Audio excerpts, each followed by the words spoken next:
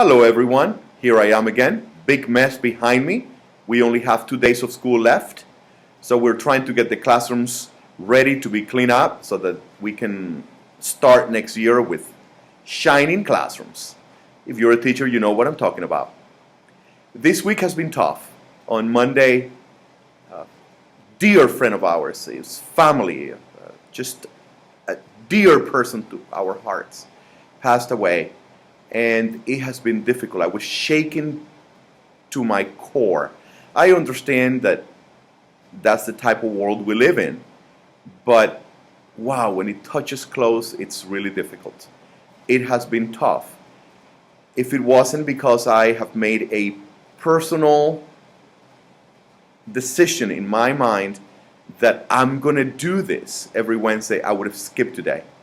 But here I am, and I am ready to have my regular weekly talk. I want to thank you for subscribing. I want to thank you for liking the videos.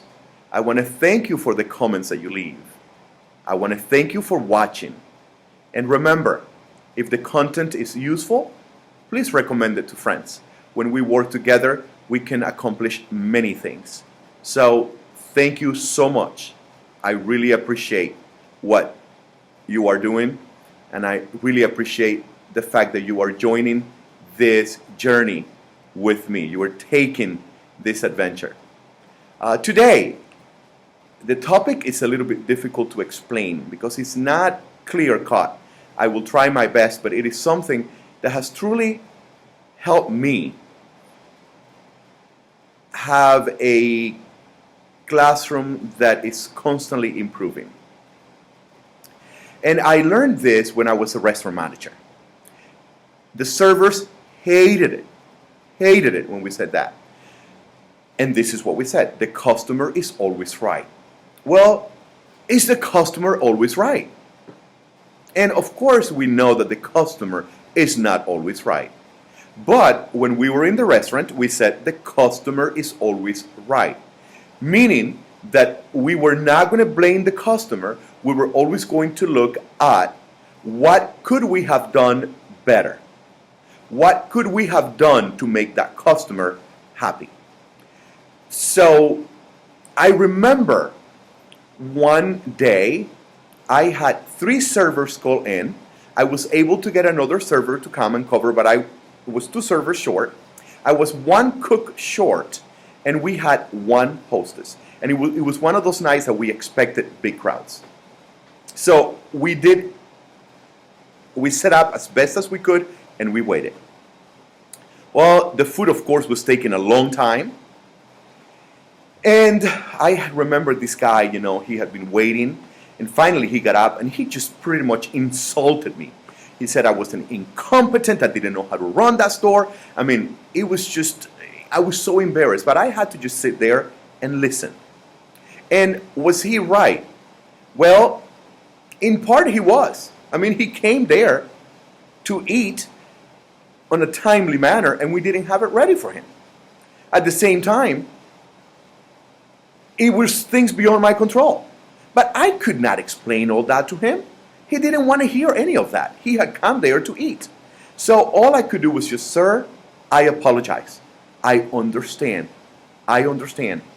How about if I take care of your dinner tonight?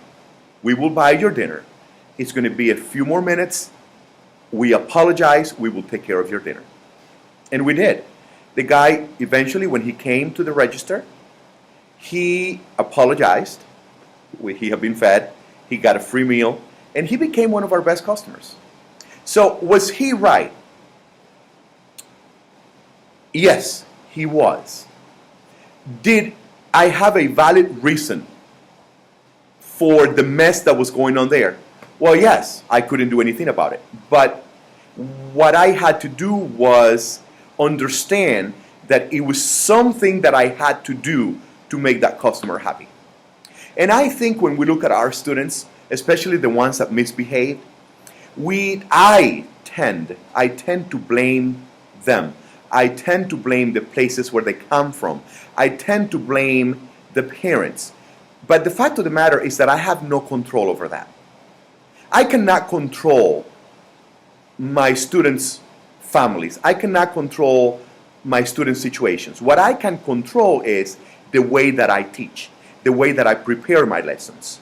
So every time that I have a lesson, when some students misbehave, the first thing that I do or that I try to do is look at myself as a teacher. What could I have done better? How could I plan this lesson so that I didn't have the distractions that I had? And that way, it's on me. It's on me. I can change things in me. I can change things about my lesson. I can change things about the materials that I use and the approaches that I use for my lesson. I cannot change all of those things that I automatically sometimes go to, like students' behavior and families and this and that and that and that. So are students always right? No. But since I cannot change that, I'm going to look this way. I remember one time in the restaurant again, there was a lady that had been sat. I think she had a kid with her. And after a few minutes of being sitting down, she came to me and said, that table was seated after me, and that table was seated after me, and they got the food before me. I'm still waiting. Well, I knew that that lady was not right. I had sat those tables, and I knew that those tables had been sat before her. But I was not going to discuss that with her. So I could have just sat there and say, you are wrong. Those tables have been there way before you.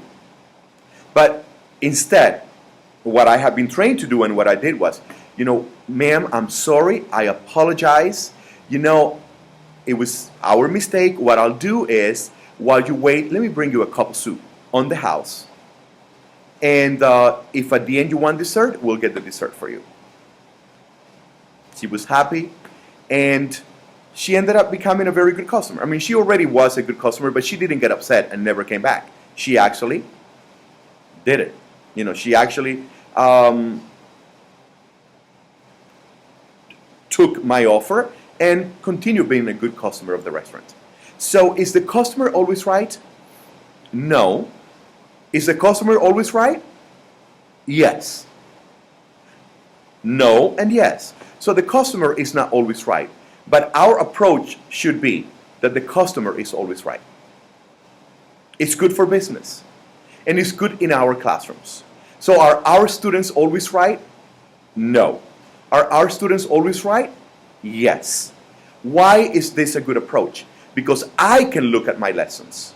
I can change my lessons. I can change the way that I imparted my lessons. I can change the way that I grouped my students. I can change the different activities that I decided for that lesson, and maybe they will work. So if I look at myself, I can improve. And who knows, maybe next time, the students that misbehaved will not. It is difficult to do. It is a very difficult thing to do. I think I had the fortune of working in that restaurant, and I was trained that the customer is always right. And so here, many times, my default is almost looking at me, because I'm thinking the customer is always right. What can I do better next time so that I can have engaged students? My advice is, when we have problems in the classroom, when we have misbehavior in the classroom, when we have disrespect in the classroom, let's look at ourselves. Let's see what are things that we can change. What are things that we can implement so that we have successful lessons, that we have successful classrooms, and that we have control over the situation. If we start blaming the students, then we lose that control. And there is nothing we can do, because then we will automatically think that it is the student's fault. So, are the students always right? No. Are the students always right? Yes. You get it? I hope that we can do this in our classrooms and have classrooms that thrive, classrooms that improve daily, weekly, monthly, and yearly. And again, thank you for watching. Thank you for subscribing. Thank you for leaving messages. Thank you for liking the videos. I am having such a good time doing this every week. I really am. Thank you for the calls. I have friends that call me and give me advice. And by the way, this week, following the advice of a good friend, we have a Facebook page called The Learning Teacher at the Urban Classroom. So you can also leave messages there, and you can contact me by email. So thank you again, and I will see you next week.